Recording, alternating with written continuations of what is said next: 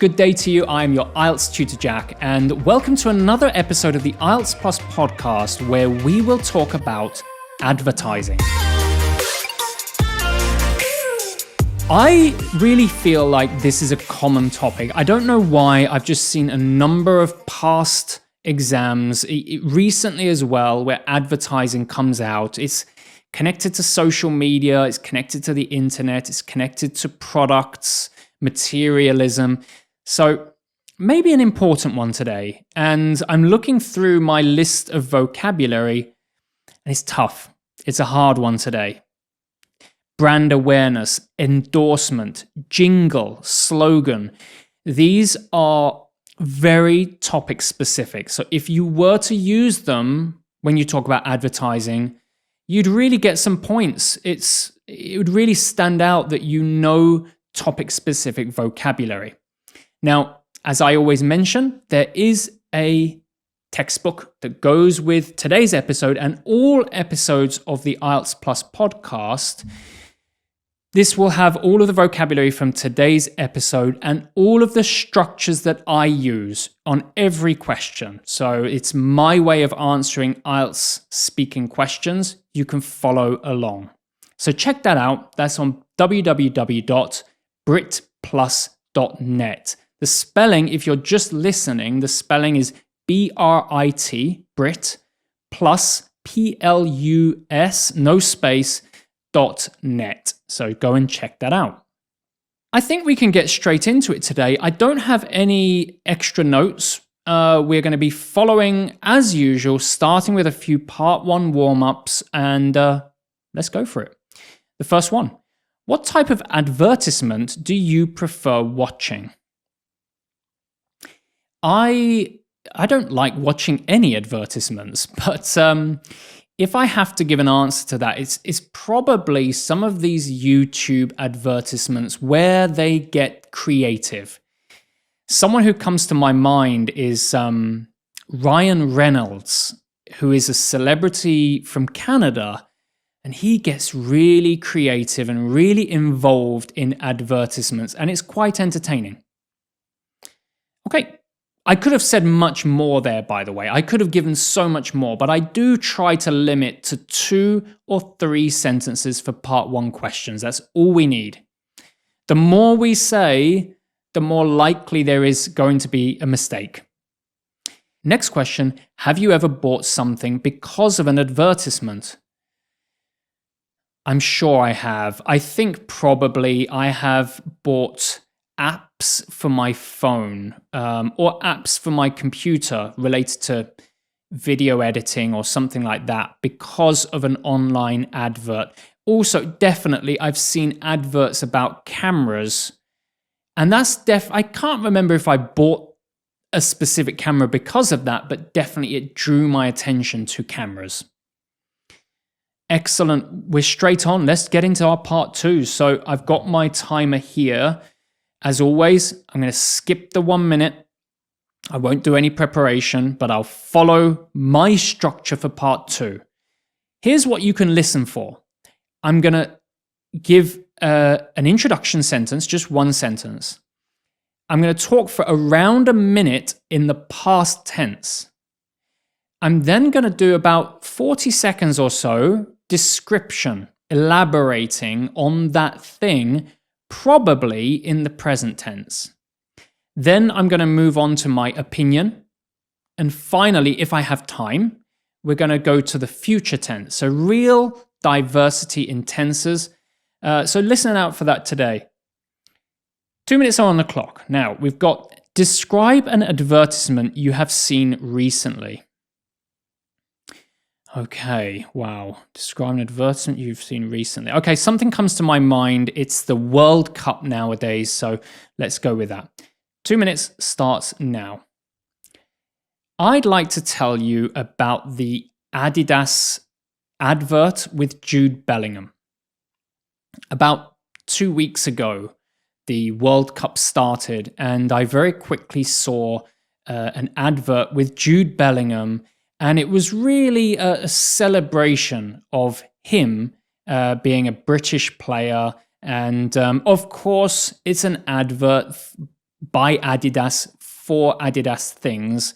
But it was just very well done, high production value, and it was really meant as viral marketing. It came out on social media, particularly YouTube, and it was shared so much, especially by British people, because they're using a British icon, Jude Bellingham. Let me tell you a little more about this advert. It just shows Jude Bellingham. I think he plays a little bit of football in the advert, but it's mostly fans watching him and cheering him. And it's all with the background music, Hey Jude by the Beatles. This has a very broad target audience, British football lovers, so millions and millions of people. And it's really, I think, just trying to raise brand awareness for Adidas. Although they have really wide brand awareness, sometimes Nike comes to the forefront of our mind, but Adidas are trying to overcome that popularity of Nike. I don't remember much about it. There was no particular slogan I remember, but for me personally, it was a really effective advert. It really left an impression on me. I'm not going to go and buy some Adidas equipment right now, but there you go. Okay, 2 minutes. I thought that was quite a good answer. I was quite happy with that. I used some of today's language. You will see that highlighted in the subtitles of the video. And I was quite comfortable. It's an advert I saw recently, but yeah, you got to really quickly, in that 1 minute, you got to think of an advert you saw recently and quickly construct your answer. Not easy. Let's go to part 3.